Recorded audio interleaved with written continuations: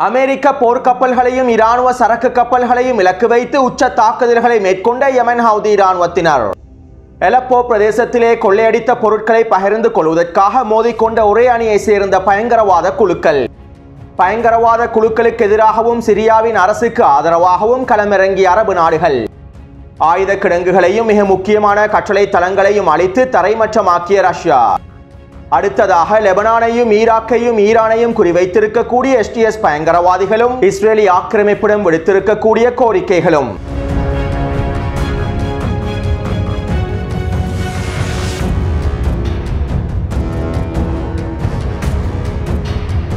சிரியாவில் உள்ள பயங்கரவாத குழுக்களின் ஆபத்துக்கள் தொடர்பாக நாங்கள் எச்சரிக்கை விடுக்கின்றோம். இது ஈராக்கின் பாதுகாப்பிற்கும் மிகப்பெரிய அச்சுறுத்தலான விடயமாக மாறியுள்ளது. லெபனான் மற்றும் காசாவின் யுத்தகலத்தில் இஸ்ரேலி ஆக்கிரமிப்பு தோல்வி அடைந்து விட்டது. லெபனான் யுத்தகலத்திலும் காசாவின் யுத்தகலத்திலும் இஸ்ரேலி ஆக்கிரமிப்பினால் நினைத்த வெற்றி இலக்குகளை அடைந்து கொள்ள முடியவில்லை. இதனால் பலஸ்தீனத்தை ஆதரிக்கக்கூடிய எதிர்ப்பு அச்சுக்களை முழுமையாக பிரிப்பதற்காக சிரியாவிலே பயங்கரவாதத்தினை செயல்படுத்துவதற்கு முயற்சி செய்கின்றார்கள். இந்த பயங்கரவாத கிளர்ச்சிகளுக்கு பின்னால் இஸ்ரேலி ஆக்கிரமிப்பு அமெரிக்காவும் காணப்படுகின்றன. சிரியாவுக்கு அடுத்தபடியாக இந்த பயங்கரவாத குழுக்கள் ஈராக்கை தான் இலக்கு வைக்கப் போகின்றார்கள். ஈராக்கிலும் பயங்கரவாத தாக்குதல்களை அதிகரித்து ஈரானின் அரசியல் ஸ்திரத்தன்மையையும் நிலைகுலைய செய்து பலஸ்தீனிய மக்களுக்கு ஆதரவான ஈராக்கின் நிலைப்பாட்டினை சிதைப்பதற்காகவே இவ்வாறான முயற்சிகள் அனைத்தும் மேற்கொள்ளப்பட்டு வருவதாக ஈராக்கிய பாராளுமன்றத்தின் துணை சபாநாயகர் மொஹசன் அல் மண்டலாவி அவர்கள் தெரிவித்துள்ளார். அடுத்து சவுதி அரேபியாவினுடைய வெளியுறவுத்துறை அமைச்சர் சிரியாவினுடைய வெளியுறவுத்துறை அமைச்சருக்கு தொலைபேசி அழைப்பொன்றினை ஏற்படுத்தி கலந்துரையாடல்களை மேற்கொண்டுள்ளார். கடந்த வருடம் சவுதி அரேபியாவுக்கும் சிரியாவின் அரசுக்கும் இடையிலான பேச்சுவார்த்தைகள் மேற்கொள்ளப்பட்டிருந்தன. மேலும் சவுதி அரேபியாவுக்கும் சிரியாவின் அரசுக்கும் இடையிலான நல்லுறவை பேணுவதற்கான எல்லாவிதமான வேலை திட்டங்களும் கடந்த ஒரு வருடமாக நடைபெற்றிருந்தன.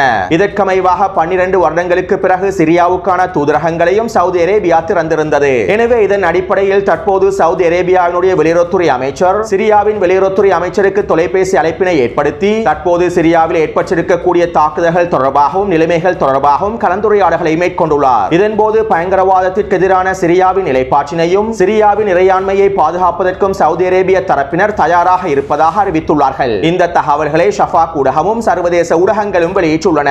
அதேபோன்று சிரியாவின் அதிபர் ஐக்கிய அரபு அமீரகத்தினுடைய அதிபருக்கு தொலைபேசி அழைப்பொன்றினை ஏற்படுத்தி கலந்துரையாடல்களை மேற்கொண்டுள்ளார். இதன்போது ஐக்கிய அரபு அமீரகத்தினுடைய அதிபர் இவ்வாறு தெரிவித்துள்ளார். ஐக்கிய அரபு அமீரகம் சிரியாவினுடைய அரசோடு நிற்கின்றது. சிரியாவிலே பயங்கரவாதத்தினை எதிர்த்து போராடுவதற்கும் சிரியாவின் இறையாண்மையை பாதுகாப்பதற்கும் அதன் பிரதேசங்களை ஒருங்கிணைப்பதற்கும் சிரியாவினுடைய அரசியல் ஸ்திரத்தன்மையை பாதுகாப்பதற்கும் சிரியாவினுடைய அரசாங்கத்திற்கு எல்லாவிதமான உதவிகளையும் வழங்குவதற்கு தயாராக இருப்பதாகவும் சிரியாவினுடைய அரசுக்கு முழுமையான ஆதரவினை தெரிவிப்பதாகவும் ஐக்கிய அரபு அமீரகத்தினுடைய அதிபர் தெரிவித்துள்ளார். இதைத் தொடர்ந்து எகிப்தினுடைய அதிபரும் சிரியாவின் அதிபருக்கு தொலைபேசி அழைப்பொன்றினை ஏற்படுத்தி சிரியாவின் இறையாண்மையை பாதுகாப்பதற்காகவும் சிரிய அரசினுடைய ஸ்திரத்தன்மையை பாதுகாப்பதற்காகவும் எல்லா விதத்திலும் சிரியாவினுடைய அரசாங்கத்திற்கு முழுமையான ஆதரவினை வழங்குவதற்கு எகிப்திய தரப்பினர் தயாராக இருப்பதாக எகிப்தினுடைய அதிபர் தெரிவித்துள்ளார். இந்த தகவல்களை சர்வதேச ஊடகங்களும் மத்திய கிழக்கு ஊடகங்களும் வெளியிட்டுள்ளன.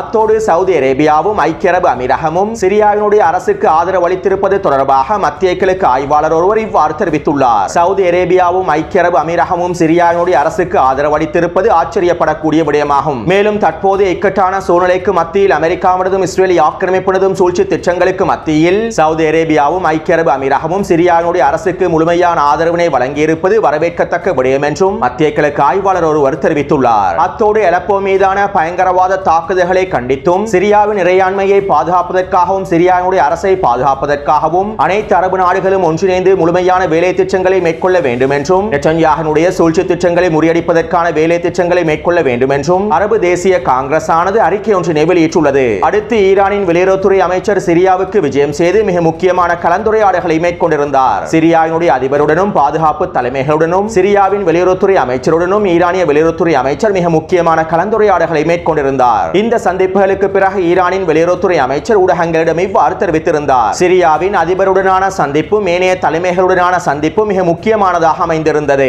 சிரியாவினுடைய சூழ்நிலைகள் தற்போது கடினமானதாகவே இருக்கின்றன.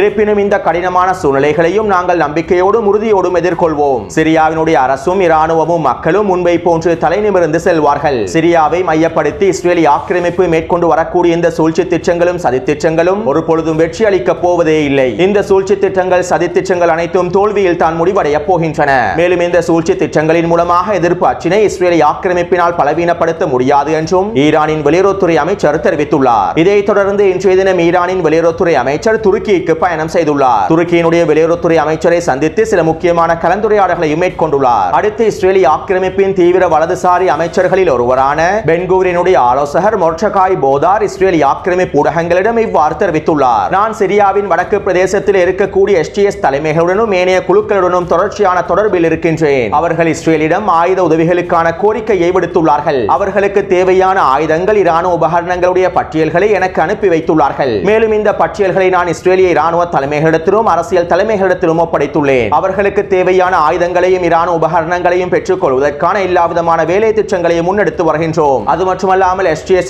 தலைவர்கள் இஸ்ரேலுடனான உறவை பலப்படுத்தவே விரும்புகின்றார்கள். அவர்கள் இஸ்ரேலை ஒரு எதிரியாகவே பார்க்கவில்லை. அவர்கள் எங்களையும் எங்களுடைய மக்களையும் நண்பனாகவே பார்க்கின்றார்கள். தற்போதைய போரில் அவர்கள் சிரியாவையும் லெபனானையும் கைப்பற்றியதற்கு பிறகு இஸ்ரேலுடன் ஒருங்கிணைந்து செயற்படுவதற்கு அவர்கள் தயாராக இருப்பதாக என்னிடம் அறிவித்துள்ளார்கள் என அவர் இஸ்ரேலி ஆக்கிரமிப்பு ஊடகங்களிடம் தெரிவித்துள்ளார். மேலும் இந்த செய்திகளை அல் மாயாதீன் ஊடகமும் அல் மனார் ஊடகமும் வெளியிட்டுள்ளது. இஸ்ரேலி ஆக்கிரமிப்பு தரப்பினரும் STS பயங்கரவாத தலைமைகளும் தொடர்பில் தான் இருக்கின்றார்கள் என்பதனை இந்த தகவல்கள் உறுதிப்படுத்துவதாகவும் அல் மாயாதீன் ஊடகத்தினுடைய இராணுவ ஆய்வாளர்கள் சுட்டிக்காட்டியுள்ளார்கள். அத்தோடு இவற்றிற்கு ஒருபடி மேலே சென்று STS பயங்கரவாதிகள் இஸ்ரேலி ஆக்கிரமிப்பின் சேனல் 11 ஊடகத்திடம் வாய்மொழி மூலமான நேர்காணல் ஒன்றினை வழங்கியுள்ளார்கள். இந்த நேர்காணலின் போது STS பயங்கரவாதிகளில் ஒருவர் இவ்வாறு தெரிவித்திருந்தார். இஸ்ரேலியர்களே, நீங்கள் கவலைப்பட வேண்டாம். ஹிஸ்புல்லாவையும் ஈரானையும் நாங்கள் கவனித்துக் கொள்கின்றோம். அவர்களுக்கு எதிரான தாக்குதல்களை நாங்கள் தொடர்ச்சியாக மேற்கொள்வோம். எனவே நீங்கள் எந்த கவலையும் இல்லாமல் இருங்கள் என STS பயங்கரவாதிகளில் ஒருவன் இஸ்ரேலி ஆக்கிரமிப்பின் சேனல் 11 ஊடகத்திடம் நேர்காணல் ஒன்றினை வழங்கியிருந்தார். மேலும் குறித்த நேர்காணல் தொடர்பான காணொலியை நான் டெலிகிராம் சேனலிலும் பதிவிட்டுள்ளேன். அதாவது STS பயங்கரவாத படைகளும் துருக்கி ஆதரவு படைகளான சிரியன் நேஷனல் ஆர்மி என்கின்ற SNA படைகளும் ஒட்டுமொத்த சிரியாவையும் கைப்பற்றிவிட்டு லெபனானையும் கைப்பற்றிவிட்டு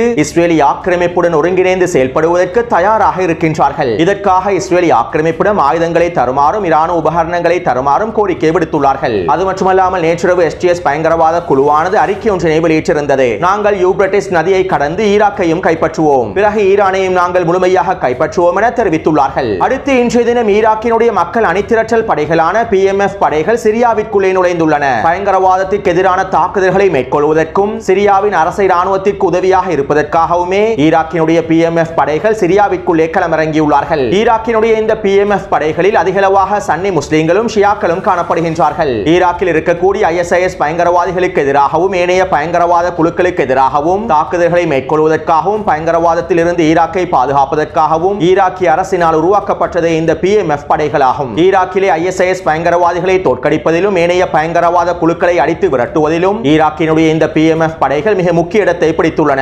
எனவே ஈராக்கில் உள்ள ISIS பயங்கரவாதிகளையும் ஏனைய பயங்கரவாத குழுக்களையும் கொத்து கொத்தாக வேட்டையாடிய விசேட சிறப்பியல்புகளை கொண்டிருக்கக்கூடிய PMF படைகளானது சிரியாவிலே களமிறங்கி இருப்பது மிக முக்கியமான விடயமாக பார்க்கப்படுவதாக மத்திய கிழக்கு ஆய்வாளர்களும் தெரிவித்துள்ளார்கள். அதே போன்று 5க்கும் அதிகமான ஈராக்கிய அரசு இராணுவ படைகள் சிரியாவினுடைய எல்லைகளிலே நிலைநிறுத்தப்பட்டுள்ளன. சிரியாவிலே ஆரம்பிக்கப்பட்டிருக்கக்கூடிய இந்த பயங்கரவாத தாக்குதல்கள் ஈராக்கிய பிரதேசத்திலும் விரிவடையும் என்கின்ற காரணத்தினாலும் ஈராக்கினுடைய இறையாண்மையை பாதுகாக்க வேண்டும் என்கின்ற காரணத்தினாலும் ஈராக்கினுடைய மிக முக்கியமான விசேட சிறப்பியல்புகளை கொண்டிருக்கக்கூடிய அனைத்து படைக்குழுக்களும் சிரியாவினுடைய எல்லைகளில் களமிறக்கப்பட்டுள்ளார்கள். மேலும் இவை தொடர்பான காணொலிகளை நான் டெலிகிராம் சேனலிலும் பதிவிட்டுள்ளேன். அடுத்து ரஷ்யாவும் சிரியாவுக்குள்ளே அவர்களுடைய மிக முக்கியமான தளபதிகளையும் களமிறக்கியுள்ளார்கள். தற்போது சிரியாவுக்குள்ளே செயற்பட்டு வரக்கூடிய ரஷ்ய தளபதியை பதவி நீக்கம் செய்துவிட்டு 2016ஆம் ஆண்டு பயங்கரவாதிகளிடமிருந்து அலப்போவை மீட்டெடுப்பதற்காக மிக முக்கியமாக செயற்பட்ட அலெக்சாண்டர் ஷோய்கு அவர்களை ரஷ்ய தரப்பினர் மீண்டும் நியமித்துள்ளார்கள். இன்றைய தினம் அலெக்சாண்டர் ஷோய்கு அவர்கள் சிரியாவுக்கு விஜயம் செய்திருப்பதாகவும் தெரிவிக்கப்படுகின்றது. இன்னும் ரஷ்யாவினுடைய மிக முக்கியமான பாதுகாப்பு தளபதிகளும் சிரியாவில் களமிறக்கப்பட்டிருப்பதாகவும் தெரிவிக்கப்படுகின்றது. அத்தோடு இன்றைய தினமும் 15க்கும் அதிகமான ரஷ்ய சரக்கு விமானங்கள் சிரியாவில் களமிறங்கியுள்ளன. பயங்கரவாதிகளுக்கு எதிரான தாக்குதல்களை தொடர்வதற்கும் அடுத்த கட்ட தாக்குதல்களை மேற்கொள்வதற்கும் தேவையான அனைத்து விதமான நவீன ஆயுதங்களையும் ரஷ்ய தரப்பினர் களமிறக்கி இருப்பதாக ரஷ்ய ஊடகங்கள் செய்திகளை வெளியிட்டுள்ளன.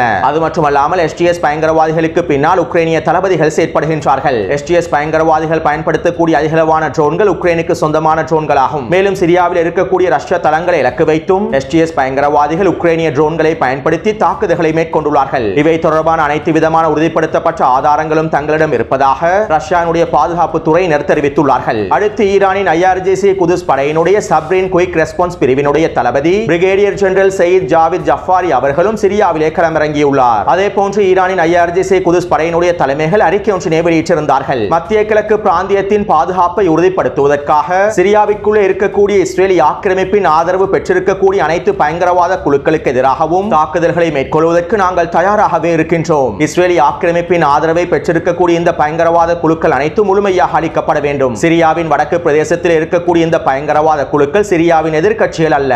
ஜியோனிஸ் ஆக்கிரமிப்பினதும் அமெரிக்காவினதும் கூலிப்படைகளாகும். மேலும் சிரியாவிலே ஜியோனிஸ் ஆக்கிரமிப்பின் புதிய சூழ்ச்சி திட்டங்களுக்கும் வேலை திட்டங்களுக்கும் சிரியானுடைய அரசை ராணுவமும் எதிர்ப்பு குழுக்களும் ஒன்றிணைந்து முற்றுப்புள்ளி வைப்பார்கள் என IRGC குதுஸ் படையினுடைய தலைவர்கள் தெரிவித்துள்ளார்கள். அடுத்து கடந்த 3 நாட்களாக வேகமாக முன்னேறி STS பயங்கரவாதிகளுடைய நகர்வுகள் முழுமையாக தடுத்து நிறுத்தப்பட்டுள்ளன. அலப்போவின் தெற்கு பிரதேசத்தினூடாக நகர்ந்த STS பயங்கரவாதிகள் ஹமா பிரதேசத்தை அடைவதற்கு முயற்சி செய்திருந்தார்கள். இருப்பினும் நேற்றைய தினம் ஹமா பிரதேசத்திலே சிரியாவின் அரசு அரபு இராணுவமானது பதிலடி தாக்குதல்களை ஆரம்பித்திருந்தது.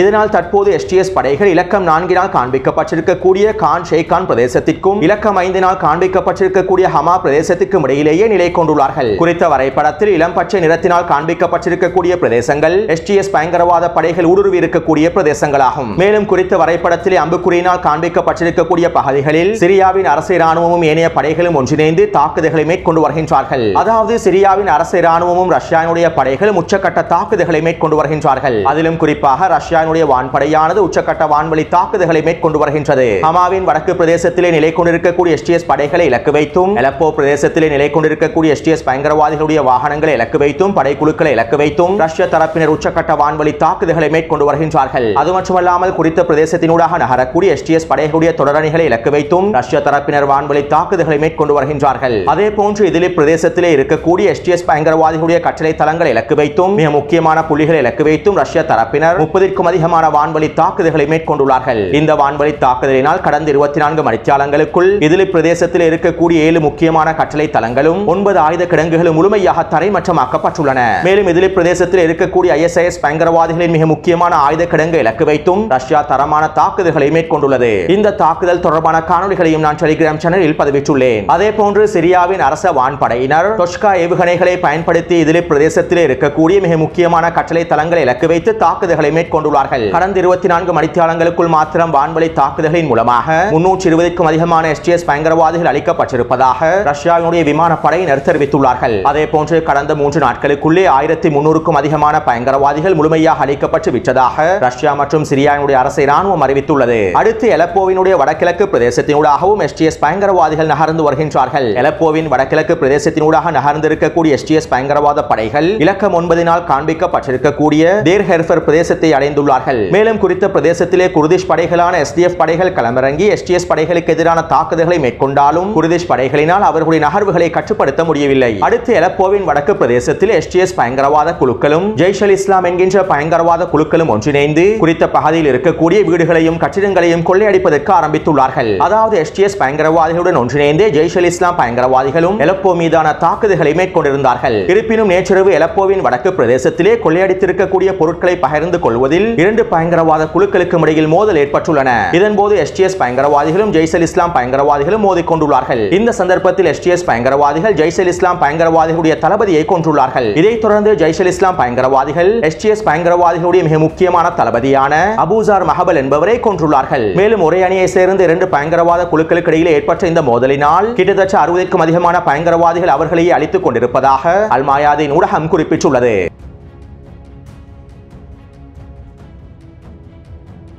யமன் ஹவுதி ராணுவத்தினர் அரேபிய கடல் பிரதேசத்திலே அமெரிக்காவின் போர்க்கப்பல்களுக்கு எதிரான தரமான தாக்குதல்களை மேற்கொண்டுள்ளார்கள். குறித்த பிரதேசத்தில் நிலைநிறுத்தப்பட்டிருக்கக்கூடிய அமெரிக்காவின் போர்க்கப்பல் ஒன்றினை இலக்கு வைத்து 6க்கும் அதிகமான ட்ரோன் தாக்குதல்களையும் கப்பல் எதிர்ப்பு ஏவுகணை தாக்குதல்களையும் மேற்கொண்டுள்ளார்கள். இதைத் தொடர்ந்து குறித்த பிரதேசத்தினூடாக வருகை தந்த அமெரிக்க ராணுவத்திற்கு சொந்தமான 3 முக்கியமான சரக்கு கப்பல்களை இலக்கு வைத்தும் யமன் ஹவுதி ராணுவத்தினர் உச்சக்கட்ட தாக்குதல்களை மேற்கொண்டுள்ளார்கள். இந்த தாக்குதலினால் அமெரிக்காவின் குறித்த ராணுவ சரக்கு கப்பல்களில் சேதங்கள் ஏற்பட்டிருப்பதாகவும் குறித்த கப்பல்கள் பின்வாங்கி இருப்பதாகவும் தெரிவிக்கப்படுகின்றன. வருகின்றது. அடுத்து காசாவின் யுத்தகாலத்திலே இஸ்ரேலிய ஆக்கிரமிப்பு ராணுவம் தொடர்ச்சியான வான்வழி தாக்குதல்களை மேற்கொண்டு வருகின்றது. நேற்றிரவு பெய்ட்லாஹியா பிரதேசத்தில் இஸ்ரேலிய ஆக்கிரமிப்பு மேற்கொண்ட வான்வழி தாக்குதல்களில் 47 பலஸ்தீனிய பொதுமக்கள் இனப்படுகொலை செய்யப்பட்டுள்ளார்கள். கடந்த 24 மணித்தியாலங்களுக்குள் இஸ்ரேலிய ஆக்கிரமிப்பு ராணுவம் மேற்கொண்டிருக்கக்கூடிய வான்வழி தாக்குதல்களில் 70க்கும் அதிகமான பலஸ்தீனிய பொதுமக்கள் இனப்படுகொலை செய்யப்பட்டுள்ளார்கள். அடுத்து பலஸ்தீனிய போராளிகளும் தொடர்ச்சியான தாக்குதல்களை மேற்கொண்டு வருகின்றார்கள். இதற்கமைவாக ஜபலியாவின் மேற்கு பிரதேசத்திலே களமிறங்கிய அல்கசாம் படையினர் புதிய வெடிகுண்டான சாதிமியா வெடிகுண்டை களமிறக்கி ஒரு மெர்காவா போர்த்தாங்கி வாகனத்தையும் புல்டோசர் வண்டி ஒன்றையும் வெடிக்க செய்துள்ளார்கள். மேலும் அதனோடு வந்த இஸ்ரேலிய ஆக்கிரமிப்பு படைகளுக்கு எதிராக யாசின் ஏவுகணை தாக்குதல்களை மேற்கொண்டுள்ளார்கள். அடுத்து அல்-அக்ஸா படையினர் பெய்ட்லாஹியா பிரதேசத்திலே 3 தரமான பொறிகளை வைத்து